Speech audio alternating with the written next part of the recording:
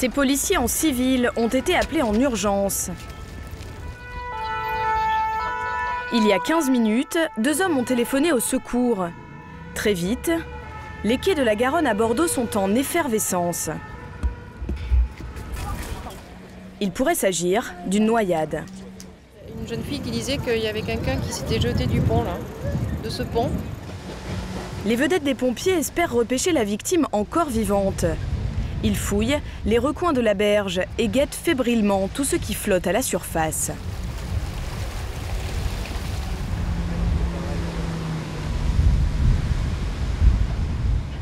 Là, il ne s'agit que d'une grosse branche.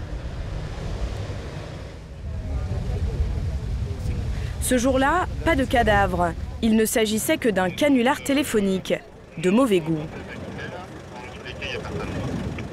Mais les sauveteurs prennent au sérieux tous les appels.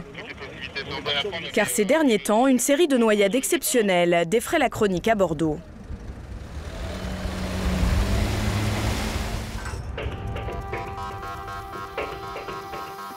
En l'espace de 10 mois dans le centre-ville, 5 jeunes hommes entre 18 et 25 ans, tous étudiants, sont tombés à l'eau et se sont noyés. Tous sortaient de soirées très alcoolisées. Comment expliquer une telle série noire? Le mystère provoque une psychose sur les quais de la Garonne. Certains échafaudent la théorie d'un serial pousseur, un criminel qui pousserait ses victimes dans le fleuve. La police n'y croit pas. Elle penche pour un tragique concours de circonstances. On va la vider et on va la mettre dans la poubelle à côté. Selon elle, plusieurs Bordelais ont récemment survécu à une chute dans la Garonne et aucun d'entre eux n'avait été poussé dans l'eau. On dirait qu'on peut repêcher.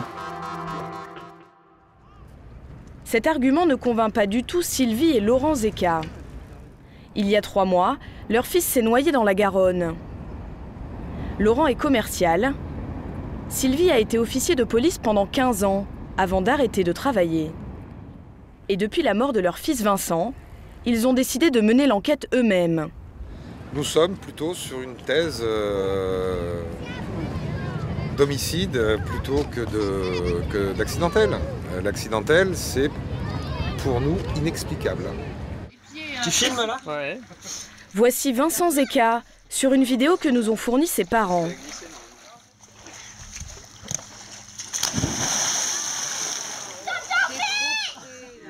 C'était un week-end ensoleillé dans la maison familiale. Il étudiait le droit, il avait 19 ans. Le 3 mars, il dîne avec des copains dans ce restaurant, le Franchouillard. 4 heures plus tard, il tombe dans la Garonne et se noie. La police conclut à un accident. Les parents contestent cette version. Ils portent plainte pour homicide. Mais Sylvie, l'ancienne policière, et son mari ne veulent pas attendre sans rien faire. Ils ont engagé un avocat, mais aussi un enquêteur privé. Non, d'accord. Voilà. Oui, on va sur les quais. Parce que... Alors, on va commencer par le... Ensemble, ils vont reconstituer le parcours de Vincent cette nuit tragique du 3 mars. Il est sorti d'ici à, disons, entre 1h30 et 2h du matin. On a Il est sorti d'ici entre 1h et 2h du matin. À 1h30. 1h30. À 1h30 du matin, il sort du restaurant après un repas bien arrosé. Au téléphone, il dit à sa petite amie Lauriane qu'il va rentrer à l'appartement où ils vivent ensemble. Il a 1 kilomètre à parcourir à pied. Un trajet d'1 quart d'heure jusqu'à leur domicile, place de la Victoire. Mais sa petite amie ne le reverra jamais. Alors que s'est-il passé en chemin? A-t-il fait une mauvaise rencontre? Ce soir-là, il a été filmé par plusieurs caméras de vidéosurveillance. Ces images, les parents de Vincent ont pu les voir. Alors là, il est 1h24, 1h30, 1h quoi, qu'est-ce que c'est là? Ça, c'est ce qu'on voit. 44. C'est ce qu'on voit sur les bandes vidéo. Ouais, c'est ça. À 2h08, Vincent apparaît sur les vidéos dans cette rue. Problème, à la même minute, 2h08 exactement, sa carte bleue est utilisée 500 mètres plus loin pour acheter des billets de tramway. Le code confidentiel est composé. Vincent se serait donc fait dérober sa carte bleue et aurait livré son code au voleur. À ce moment-là, sa carte bleue a été subtilisée avec son code. Donc quelqu'un est venu retirer de l'argent au distributeur qui se trouvait à proximité. À partir de là, les caméras de vidéosurveillance perdent sa trace. Lauriane, inquiète, l'appelle sans arrêt. Et finalement, à 3h15, quelqu'un décroche. Mais ce n'est pas Vincent. À 3h15, il y a une femme qui décroche le téléphone et qui me dit que Vincent est couché devant chez elle, qu'il a l'air vraiment pas bien. Et là, elle me dit que Vincent commence à vomir et que donc il ira un peu mieux et qu'ils vont essayer de le ramener. Et donc elle raccroche. Toujours selon les caméras de vidéosurveillance, Vincent suit un parcours erratique qui l'amène finalement 1h30 plus tard près des quais de la Garonne. Des témoins le voient à cet endroit en train de vomir à nouveau. Il a, semble-t-il, absorbé d'autres substances après la sortie du restaurant. On pourrait penser qu'il a fait la tournée des bars, mais aucun patron de bistrot ne se souvient l'avoir vu. Et puis, surtout, selon Lauriane qui le fréquente depuis 4 ans, ce n'est pas son genre de se mettre dans un tel état. Ce que je pense, c'est que Vincent a effectivement été drogué ou en tout cas qu'on l'a aidé à être dans un état vulnérable pour lui prendre sa carte. Donc là, on va aller sur les bords de la Garonne pour voir un peu comment ça se passe. Parce qu'effectivement, s'il est tombé, il a très bien pu tomber ici. On l'a peut-être poussé ici. Les bords de la Garonne, près de la place de la Bourse. Selon toute vraisemblance, c'est ici que la route de Vincent s'est arrêtée. On a retrouvé son blouson avec son téléphone et ses papiers, à quelques mètres de là. Il reste une question. Comment est-il tombé? Pour les parents, c'est clair. On l'a poussé. Vincent, il ne serait jamais allé, il n'était plus en état. Selon eux, tout cela n'est pas un accident. Leur fils aurait été drogué par un voleur, puis poussé dans la Garonne. Pourquoi? Par qui? Ils cherchent encore des explications.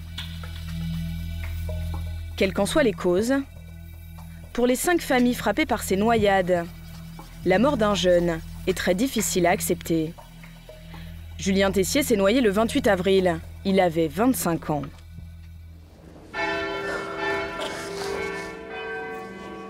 Aujourd'hui, c'est son enterrement.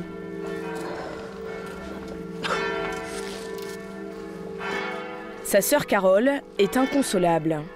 Elle pleure Julien, un garçon sans histoire, à qui personne ne connaissait d'ennemis. Les obsèques ont lieu à Arcachon, sa ville de cœur. Les proches sont habillés de blanc, en référence au jeune âge de Julien. Voilà, restez là, je vous en prie. Il était croupier dans un casino depuis 4 mois. Il adorait son métier.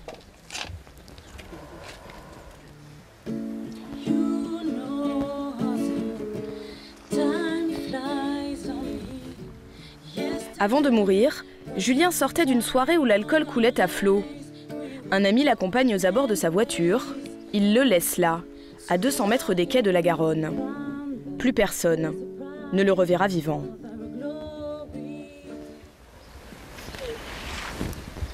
Malgré sa douleur, Carole n'est pas sur la même longueur d'onde que les parents de Vincent.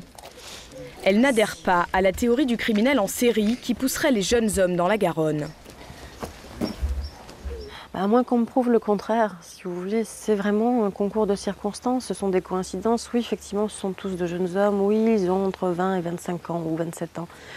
Mais bon, c'est vrai qu'on laisse plus facilement les jeunes hommes, quand ils ont un peu trop bu, quand il y a une bande de copains, rentrer seuls. On ne le ferait pas avec une fille, donc effectivement, on a plus ce profil-là. Pour autant, on n'a pas de serial pousseur ou quelqu'un qui attend des jeunes hommes entre 20 ans et 30 ans pour les pousser dans la Garonne. Je pense qu'il faut arrêter. Toute cette douleur provoquée par cette série de noyades a-t-elle changé le comportement des jeunes dans la ville? Je sais pas, j'apprécie bien ça. Non, j'aime pas le vin. Lucas, il y a quoi là-bas? Tu peux me passer le rhum, s'il te plaît? Je me sens mal. C'est une soirée ordinaire pour Laetitia, 18 ans. Non, c'est pas toi, Le vendredi soir, cette étudiante fait la fête avec des amis. Ils ont déjà englouti plus d'une dizaine de bouteilles d'alcool fort. À 23h30, Laetitia et ses camarades passent la vitesse supérieure. À chaque fois, quand tu arrives à 21, tu dois boire ton verre et tu dois inventer un mot. Tu changes un chiffre par un mot. Ils organisent un jeu dont les règles sont très simples. Il s'agit de mémoriser à tour de rôle une série de chiffres et de mots. Celui qui se trompe doit boire un verre d'alcool. Et les perdants s'accumulent. On pourrait croire que la soirée bat son plein, mais en fait ce n'est que le début. Ils s'échauffent avant d'aller en boîte pour continuer la fête.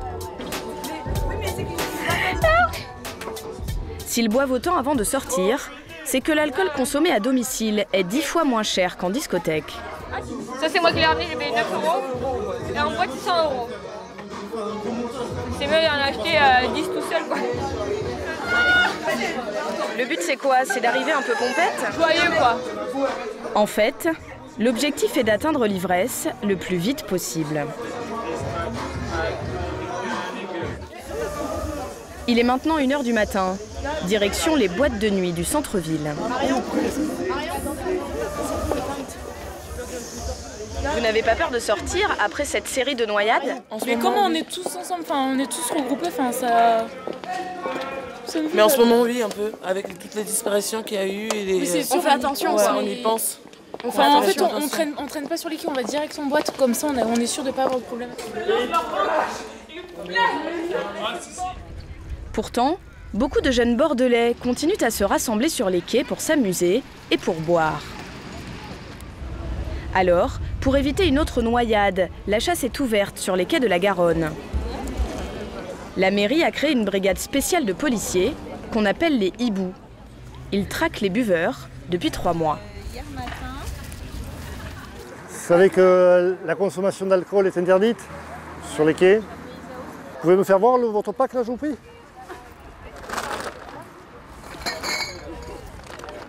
Vous allez vider ce pack dans une poubelle qui est mise à votre disposition. Monsieur, je vous ai parlé. Sinon, c'est 120 € la contravention. Vous choisissez. Évidemment, c'est un travail de fourmi qui commence pour ces policiers. Donc les bouteilles, vous les mettez à l'intérieur. Avec à la clé quelques riverains mécontents. C'est un peu la merde. Nous, on est là tous les jours. Ça fait des années. Vous avez l'impression qu'on met le bazar? Mais écoutez, vous faites tâche. Quand vous arrivez, les gens se sentent gênés. Le Bordelais, on est quand même à Bordeaux. À Bordeaux, les gens aiment bien boire du vin. C'est quand même la ville du vin. Bordeaux est réputé pour son vin. Dans les semaines à venir, il y a la fête du vin. Par contre, là, on va trouver acceptable que les gens boivent du vin. Ça sera normal. Bordeaux n'est pas la seule ville en cause. Bon, soyez raisonnable. Soyez raisonnable. En France, depuis 1 an et demi, une vingtaine de fêtards étudiants sont morts noyés. Jamais à Bordeaux ou ailleurs, la police n'a jugé crédible la piste criminelle.